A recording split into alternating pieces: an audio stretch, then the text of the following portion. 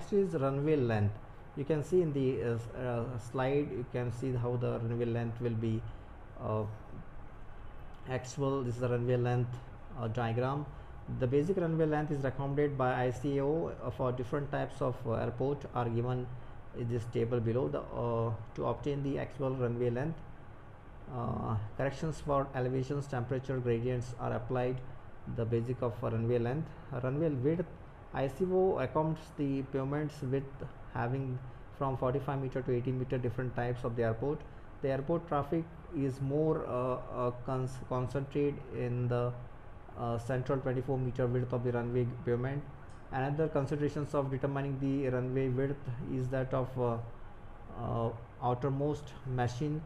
The large jet aircraft using the airport should be not exceeding of the pavements on the shoulders. This is because of the shoulders is usually is loose soil or establishing soil, etc., which is likely to get into the engine and damage it.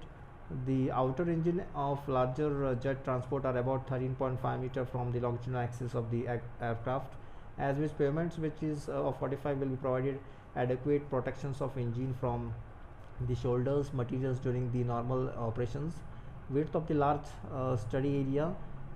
Safety area consists of runway, which is a paved area, plus shoulder on either side of the runway, plus area that cleaned, graded and drained. The shoulders are usually unpaved, and they try to, during the emergency, they may add the most of the prepared of stabilized soil and turf. Another advantage of providing shoulders on either sides of runway in that impart the range of openers to the pilot and improve the physiological during the landing and takeoff. ICAO recommends that non-instrumental runway, the width of the safety area should be at least 150 meter for ABCD. D is 70 meter usually, and E type of instrument runway, it should be minimum 300 meter. The transverse gradient, it is the essential of quick drainage surface water. If the surface water is allowed to be pond on the runway, the aircraft can meet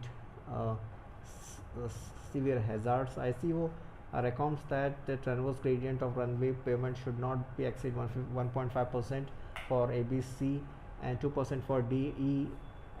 It does not specify the minimum limit of transverse gradient. ICAO moments that the transverse gradient is portion of the shoulder should not exceed 2.5%. Transverse gradients of remaining portions of shoulder should not exceed 5%. Longitudinal and effective gradient. The longitudinal gradients of runway increases required runway length. ICAO gives following recommendations for the minimum longitudinal gradients and the maximum effective gradients. For the longitudinal gradients, A, B, C type 1.5%, D and E type 2%. For effective gradient, A, B, C types are 1%, D and E is 2%. Rate of change of longitudinal gradients. The absorbent change of longitudinal gradients restricted.